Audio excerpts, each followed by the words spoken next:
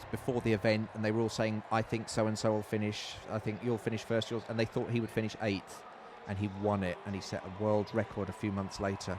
So a phenomenal, when you think how different in shape a marathon runner is to a sprinter, entirely different. Entirely.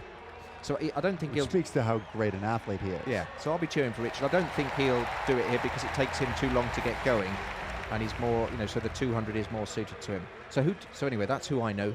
You know more about this. Tell me who's going to win this. I think it's going to be a tough challenge here.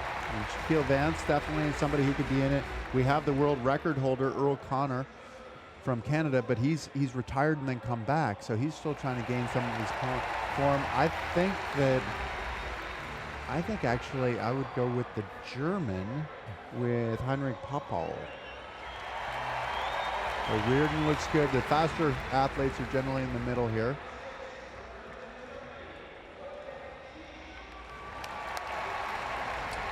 Wojtek Siege. There's Earl Connor. And now listen to this cheer for Richard Whitehead. They call him the British Blade Runner. Oscar, of course, the original Blade Runner. Here's the Brit. He's a lovely bloke, actually. Smashing chap. Makes a nice cup of tea as well. Which is always important. Always important in a British house. Yes, it is. Made one for me and my cameraman. And Clavel from France on the outside. Yeah, this is going to be a tough race to call, I think.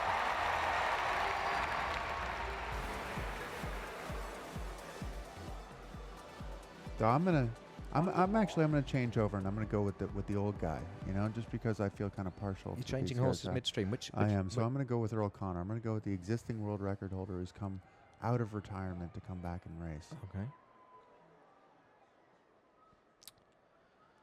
So Connor of Canada in lane 7.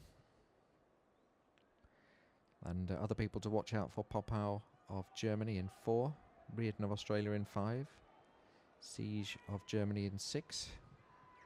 And I'll be rooting for Richard Whitehead in 8, but I think it's he's the one standing up, but it'll be too short a distance for him. And away they go. And it's the Australian who's leading the way at the moment. Reardon from Australia, but on his left, Popow of Germany. It's the Australian, Reardon, Popow from Germany. What a great race that is. Heinrich Popow of Germany just getting ahead of Scott Reardon from Australia. Great race. Shows me I shouldn't have changed horses, right? You were on the right horse and you jumped over just before they came out of the... Sentimental favorite is what I went for, actually. Great race by Popow. Great race to see as well. I mean, that was just an exciting race right from the beginning, where everybody was packed in there. It's a European record for Heinrich Popow, 12:40. You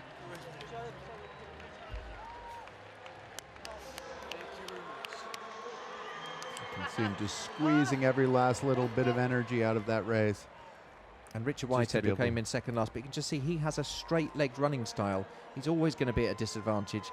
But he won the gold in the 200, because once he gets going, he absolutely bombs it. But at this stage, the Aussie was looking good, Scott Reardon, but Heinrich Popow just comes past him here to get the gold medal for Germany.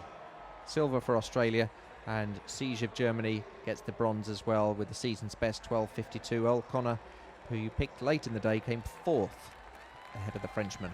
It's a good showing, but I'm sure that's not what he's training for. We're getting closer and closer, aren't we, Jeremy, to the ultimate race of the evening, which men's will be the 400 final race. Yeah, the men's 400 meters, the T42. We've got 2 rounds of that. A couple of heats. We've got Oliveira of Brazil in the first one, and we've got Oscar Pistorius in the second one. Let's just enjoy this lap of honour for these 100 meters runners.